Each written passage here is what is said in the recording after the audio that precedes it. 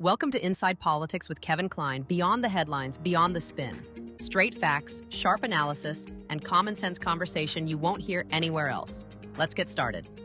Welcome to another edition of Inside Politics. I'm your host, Kevin Klein. I am joined, as always, by three of my Winnipeg Sun colleagues.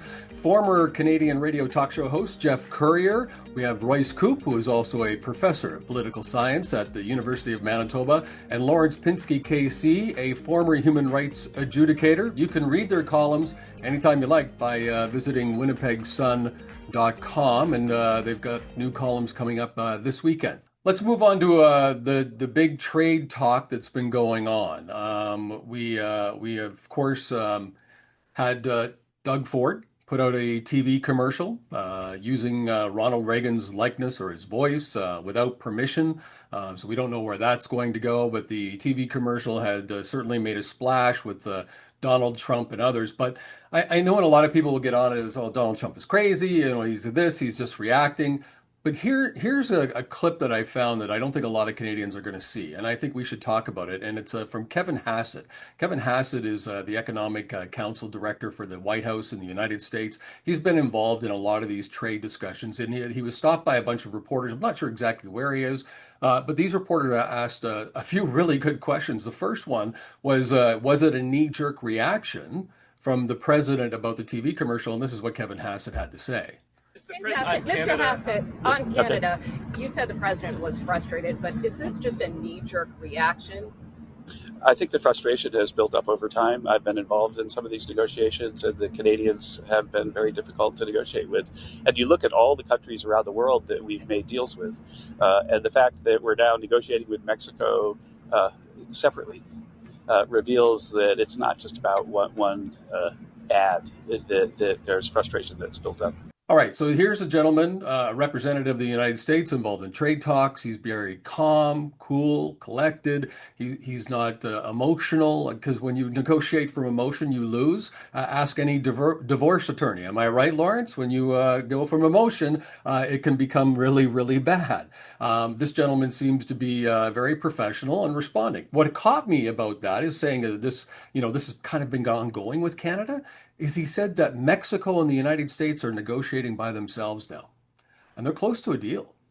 What does that do for CUZMA? Because if CUZMA goes away, we're in bigger trouble than we could have imagined. Well, not even Donald Trump can tear up CUZMA. The president doesn't have that authority. But it's done in a year. Yeah, that's the issue. It's done in 1 year, and that's my fear, is that Donald Trump is there, and if they're making a separate deal with Mexico, and I'm them, and maybe you're trying to make a deal that will get rid of CUZMA anyways. Maybe that's the plan. Do we really think that Donald Trump wants to damage his own country by ending trade deals with Canada, his biggest trading partner? I don't know that he necessarily wants to do that. Donald Trump doesn't see deals the way the rest of the world sees deals.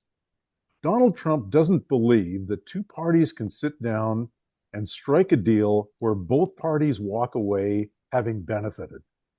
For him, it's either I win or I lose, and he's going to win. That's his mentality in any deals. But Jeff, so we have to confront that. But he's not at the table. Kevin Hassett and others are at the table. Kevin Hassett, here, I'll play this clip for you because but Kevin Hassett is doing what Donald Trump instructs him to do. I know, but listen, you can't just say that they're having all these problems, because let's listen to what Kevin Hassett said when a reporter asked him, "What's the problem with Canada?" Mr. Hassett, just very quickly, what it has been so challenging about dealing with Canada in trade negotiations? I guess the lack of flexibility and. Also, I would guess that leftover behaviors from like the Trudeau folks that can be very frustrating for people who are negotiating. Okay, so he's saying that Canada has basically got the same kind of approach that they had under Trudeau, which we know wasn't working, and he's saying it's very hard to negotiate with Canadians. So Jeff, I ask you, are maybe we being, because if you look at it and you hear what he said, and it's true, they have signed a number of trade agreements with countries all across the world. And the reality is that any trade deal you sign today with this government in the United States will likely be gone after President Trump leaves office because a new president will come in. Why are we treating this like it's going to be a lifelong trade agreement that could damage the country? And why are we acting so bad that Hassett says we're just difficult to deal with? Well, I'm not entirely convinced that Canada is 100% to blame on this, as you three guys are. I think when you're dealing with the United States and a Donald Trump administration, I don't think you can just, because I know you guys are all anti-liberal and anti-Carney, but I don't think you can just point at Mark Carney and say this is all his fault. No, I think it's much more complicated than that. Jeff, of course it's complicated, but the reality is Carney came in on the promise that he's the guy to deal with, to make trade agreements with the United States. And he's been I wish he wasn't a failure. I wish he was a success, but he's been a complete failure in every single forum. And his strategies, including originally, if you remember this, he put a tariff on goods that actually flowed under the US or CUZMA or whatever you want to call it. There are many different names for the treaty, but he taxed them, had to withdraw them. He tariffed, then he withdrew them. He didn't announce it, he did announce it. He obviously does not have a strategic bone in his cabinet. He doesn't know how to deal with the United States. I don't know who helped him at Brookfield Asset Management. It's clear to me that Mr. Flaherty is the one who got us out of 2008, not him, because he clearly, unless there's some other problem since then, because he cannot formulate a strategy. Hang on a second. Hang on. But Brookfield under Carney and he's still, that's his company, right? Or he was a founder of it. He's still involved with them. Apparently hands off involved with them. But they did do a really good job with Trump. I'll play this clip for you right now. States of America, we're going to be developing energy. We're going to be developing nuclear, semiconductors, and strengthening the entire domestic supply chain. So I'd like to kick it off, right? And the first company I'd like to announce is Westinghouse, which will invest up to $100 billion in nuclear reactors to restore U.S. energy dominance. And we have the co-signer is Bruce Flatt, who's the chairman and CEO of Brookfield Asset Management. So come on up. No, but Kevin, that proves my point. What you just showed proves my point. The people around him and the people who are there now reached a great deal. And he didn't found Brookfield, but he was the CEO. He's gone. They reached a great deal. He's running Canada, cannot reach a deal with any country to save his life. And with the Americans in particular, look what Korea did. Look what Qatar did. Look what Mexico's done. They know how to deal with this guy.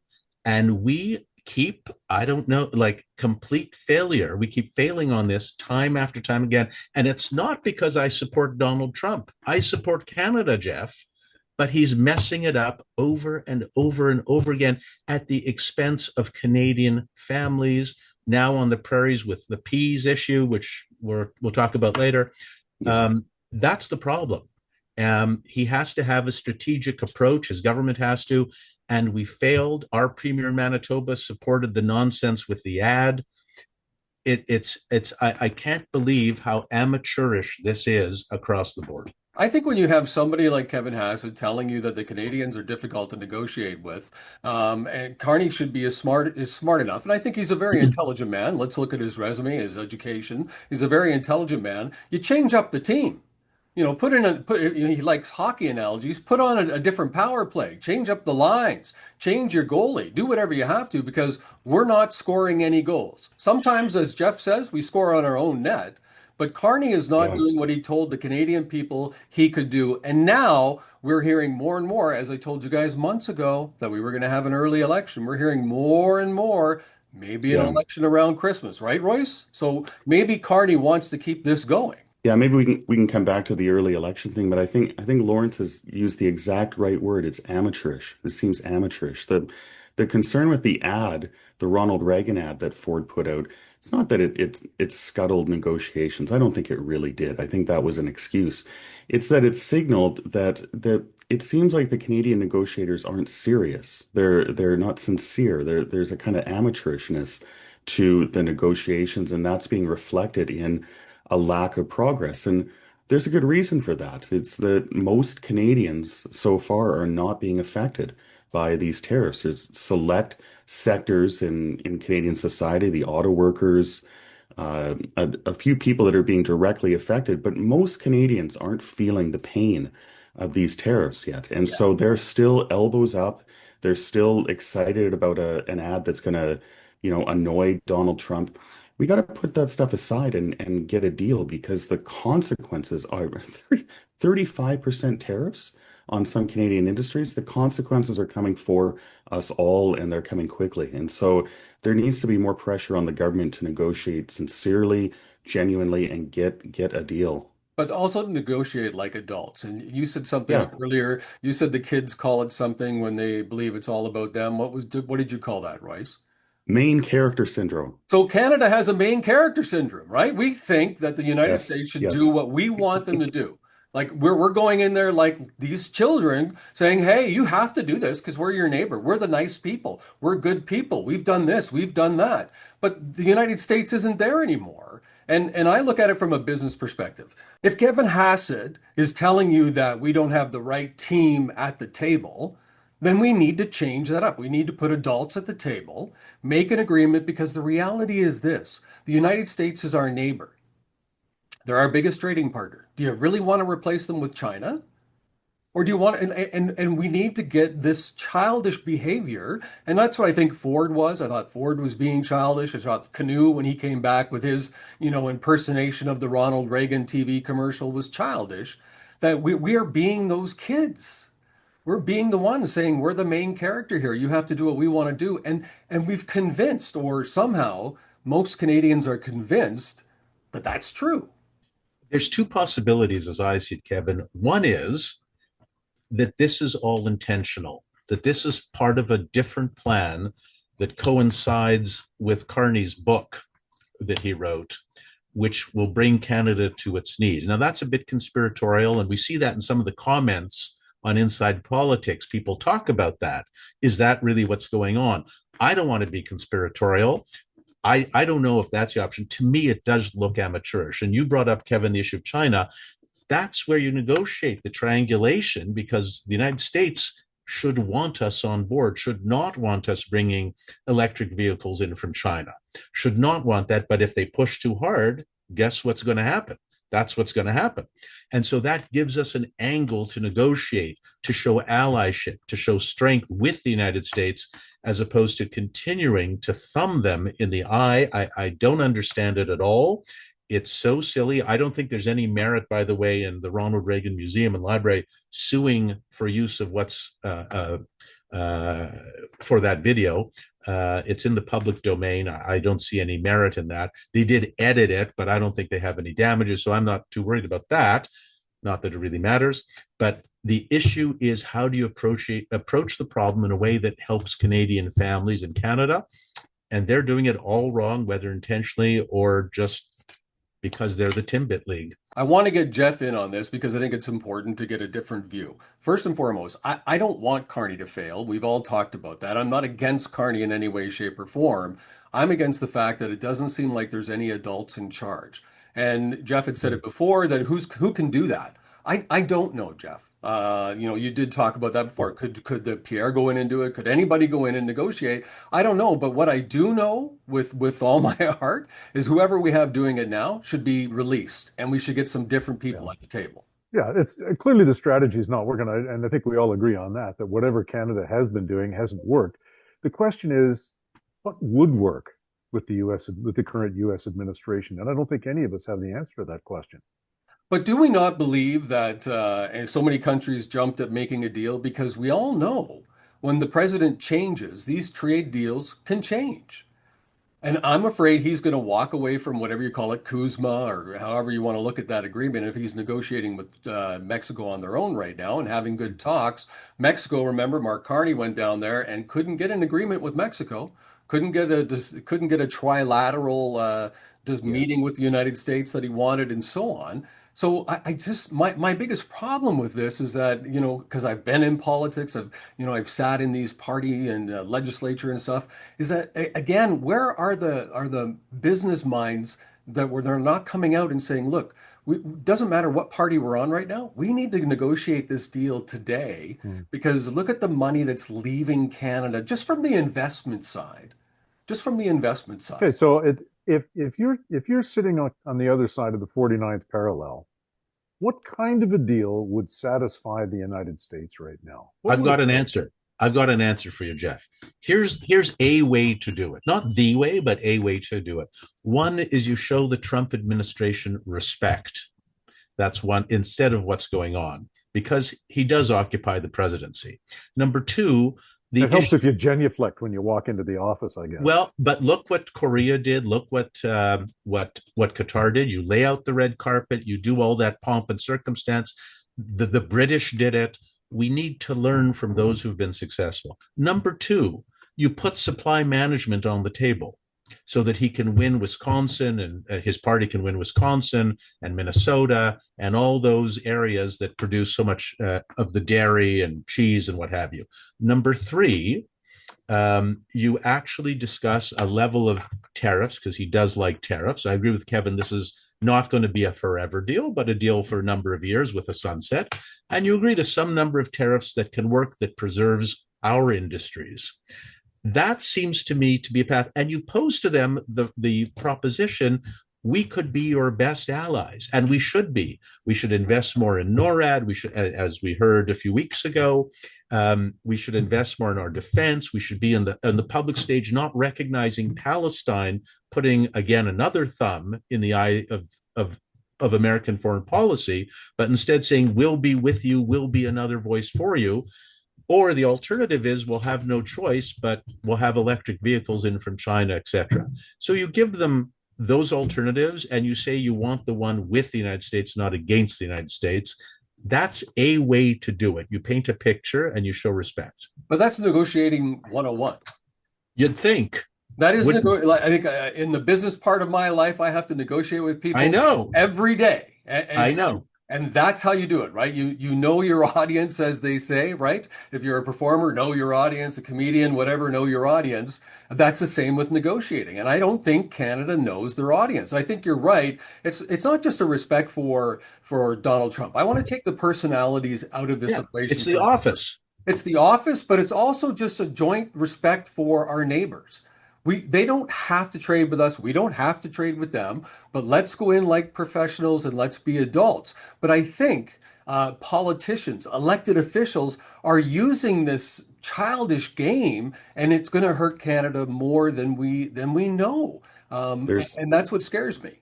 And there's still a market for that. That's the problem. It's because it's not affecting most Canadians. Politicians like Ford, and including Canoe, there's incentives for them to continue to play games, to be tough, to keep their elbows up. It's the wrong thing to do. And by the way, I wouldn't be so sure that this is going to be a temporary situation with the tariffs. Americans are very quickly going to get addicted to the money that they're raking in as a result of these tariffs. It's a lot of money. And the Republican Party, like if it's Vance, J.D. Vance is the next president, he's a true believer in tariffs. I think the Republican Party is basically a protectionist party right now. We should be settling in potentially for a very long run with what's coming out of these negotiations with Trump. But we can benefit from that too, though, right? We could have our tariff. If we have an equal tariff on both sides, we benefit from that. And I said that a long time ago in these trade negotiations, even before the election. I was saying, I think Donald Trump is trying to have tariffs to replace income tax on certain Americans.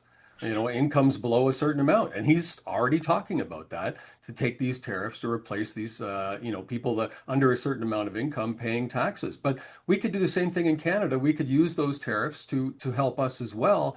But it's about how we negotiate. And I think that's where I struggle the most watching this. Is you're right. I see these leaders like Ford and Canoe and others, and even Carney, when he came out saying we stand ready to go back to the table when the U.S. wants, didn't acknowledge that they have a problem. Didn't acknowledge that, you know what, I hear what they're saying. I'm going to reach out to the president and see if we can fix this. And that would have fixed it. He doesn't seem too concerned.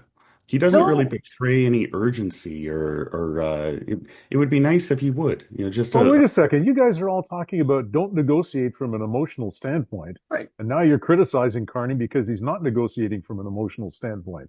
So what side of the fence do you want to straddle? Yeah, I actually don't agree with that. With two things, Royce, that you said. Number one is I think it's not long term because ultimately the president, I mean Mr. Reagan, was right. Mrs. Thatcher was right. Mr. Mulroney was right. Tariffs don't work long term. So I don't see it as a long term issue. It is a current issue. So a short to medium term issue, and we have to play along to get along. Number two is I don't mind a calm demeanor if underlying it is a successful or any strategy. And this is why I say some of the comments really sort of touch on something interesting. Could this be intentional? Yes. Is this actually part of a different plan consistent with Carney's book that wants Canada to fall into scarcity and really essentially a depression with a lot of government control? I don't want to be conspiratorial about this, but it's either that or just a complete ignorance of how to negotiate and pretty basic economic. It's very hard to understand. So anyway, yeah. I hope for the best. And when it comes to Mr. Canoe not understanding basic economics, I think that's genuine. I think he doesn't understand basic economics, and he's sort of surprised when he comes across like an economic tourism. Gee, we can't build roads to the north, but if we could only get a better freshwater port, a better port in Churchill, not freshwater, but Tidewater. Right. A better tidewater port there, and then get oil and gas going across an LNG, then maybe we could actually do it, but I'm not going to sit down with Indigenous groups, work that out, and say yes to a corridor.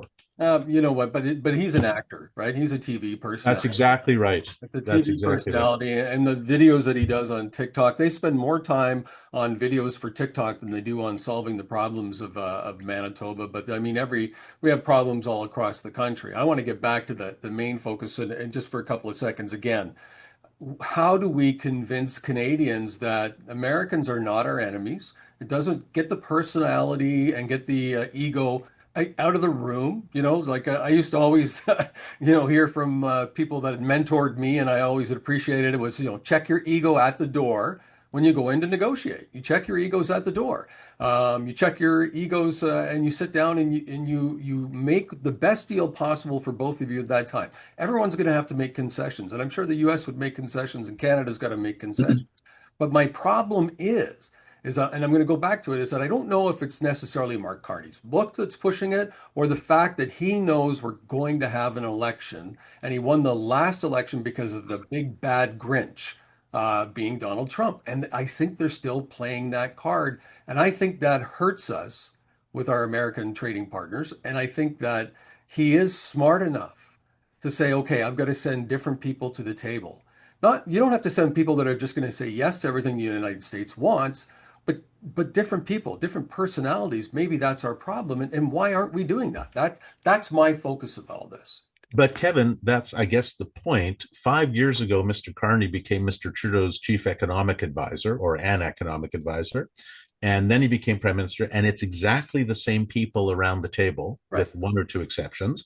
So what a big surprise. It's the same people, the same axis of ego that exists at the PMO and in Ottawa at a huge cost to Canadian families. And I guess that's the issue, Jeff, for me, is that there are these disasters, whether it's political, in terms of immediate gain for the Liberal Party at the expense of Canadians, or whether it's something else. Rest assured that budget is not going to fix the economic framework of Canada. It's going to add, as Mr. Carney's been doing, layers of bureaucracy and elites making decisions instead of freeing the economy.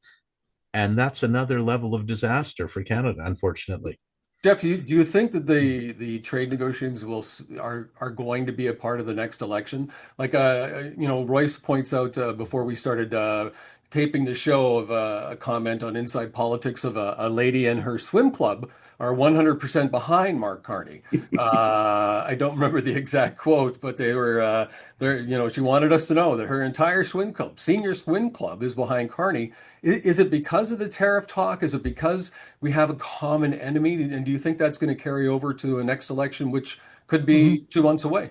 Yeah, it's possible. I think it's also, and we've talked about this before, and I've written about this, that the leadership of the Conservative Party of Canada is problematic for a lot of Canadian voters, and that plays very much to Mark Carney's strengths. People may not be in love with Mark Carney, but they just don't like Pierre Poilievre. They just don't like him. And there's a leadership review in January, so February in Calgary. So if he, no, it's end of January, Jeff. And yeah, end of January. So I think it overlaps there. But so would he call? So what's the Conservative Party of Canada going to do, and how do they deal with this? And if they sense an election is on the horizon, as you guys suggest, not just us now. Can you well, I don't know about everyone, but a lot of people, I guess, are suggesting there's an election on the horizon. Somebody's going to have to vote against this budget in sufficient numbers to bring the government down. Or Carney himself, I guess, could dissolve the House and say that he lacks the confidence in the House, but I think he'd have a tough time getting away with that. Enough members are going to have to vote against this budget to bring the government down. If that happens, the Conservatives are painted into a little bit of a corner because they don't have time between the fall of a government and an election to select a new leader. So they're going to have to go to bat they're going to have to dance with the guy that brung them. And that's Pierre Poilievre. Okay. Can he turn his image around and make himself palatable enough to Canadians? And can he convince Canadians? Can he persuade Canadians and show them the evidence that Mark Carney's strategies have not produced the desired results?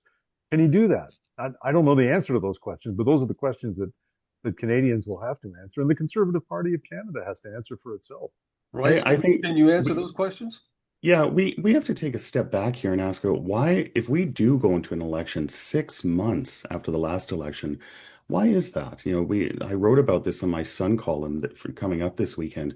You know, the idea that we should have an election, it's just more game playing by politicians. It's just another Reagan ad. It's just another Instagram post. The reality is that Mark Carney got a mandate to lead a minority government. It's his responsibility to bring on enough opposition MPs to pass a budget. And the reality is that he is now filling up this budget that's going to come out with poison pills that are going to persuade probably the NDP to vote against it because he wants an election. He knows that things are going to get a lot worse in the years ahead. He thinks that if he can lock in a majority government right now, and also while the NDP doesn't have a leader, which is just really a terrible, sneaky politics to me, he knows that he could be better off in the long term. And so even before we get into an election campaign, we need to ask, why are we having this? Like, in whose best interest is an election right now? It's pretty clear that the Liberals are trying to pull a fast one, I think. Let me jump in on that one. As a former politician, those discussions actually happen inside caucus rooms. Those discussions around the table are like, oh, this would be a great time for us to secure, the votes. We should go now. That party's down. Or these are the discussions that happen. I went into politics like a child, I guess, thinking, oh, we're going to have discussions about how do we fix the problems that are happening in the province, or how do we fix the problems that are happening in the country, or how do we cut our spending?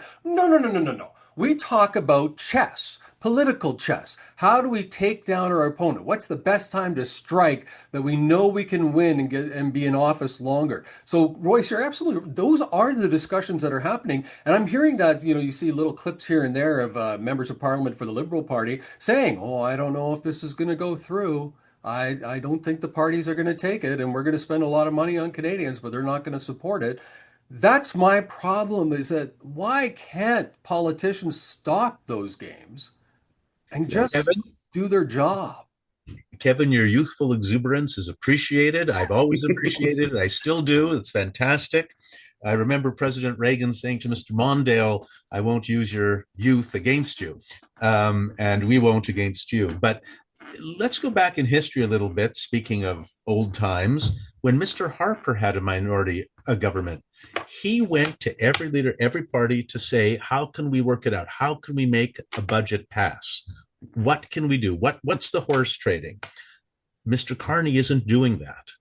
The NDP have said he's not doing that. The Bloc have said he's not doing that. And frankly, the Conservatives have said the same thing. So he's not really doing that. I think that the Liberals will be able to count on Ms. May to support them.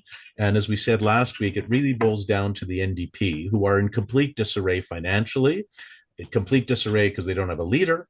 But as I think, Kevin, you said, or maybe Roy said, I don't remember, or maybe it was you, Jeff, that if they focus on just a few seats holding their own, then maybe they might actually get party status, which would help float their boat a little bit.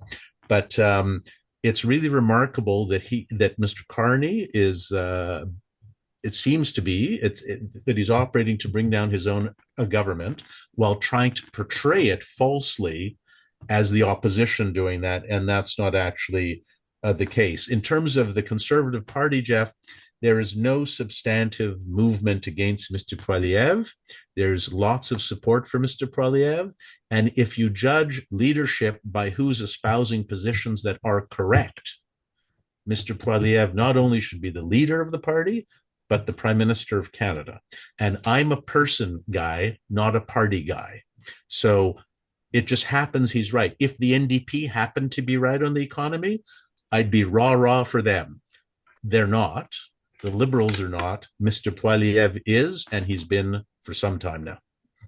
So no, we all know that that's not what decides elections. That's also true. That is not, as Kevin talked about, that the currency of political parties is votes. Yeah, and votes are not cast based on the fine print of economic policies. They just aren't. Stephen Harper, who I think was an extremely capable prime minister, won because he was not because Canadians liked him, but because they disliked the alternatives more. Yeah, and that's true. That's the problem that Pierre Poilievre faces right now. Yeah, that the last election was his to lose, and he lost it. That's a problem. Yeah. So that's true. And I think back also to Mrs. Thatcher. Nobody liked Mrs. Thatcher, but they knew her economic policies were right. They knew she had a strong spine and moral fiber, and they hated what the Labour Party had done to the United Kingdom. And the question is, are Canadians even close to that point? I don't think we are. I wish we were, because we need to be, because the shoe is going to fall, and it's going to fall on Canadian families. Yeah, the problem for Pierre is there's still a lot of Audreys with their seniors synchronized swimming teams out there that haven't felt the pain of Carney's failure to get a deal, and so they'll still vote for the Liberals. But I mean, Poilievre, the party, this is a party decision. It's an internal decision. Pierre is very popular inside the party, notwithstanding the result in the last election. And as Lawrence said, there's really no movement to get rid of him. This is a guy, remember, leaders have different roles. They have to win elections, but they also have to kind of tend to their party. And Pierre is very good at that. He's popular within the party.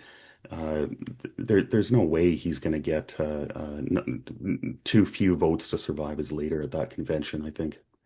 I just want adults in charge, and I want everyone to start acting like adults. Thanks for watching Inside Politics with Kevin Klein. Please like and subscribe to this channel and visit thewinnipegssun.com for more.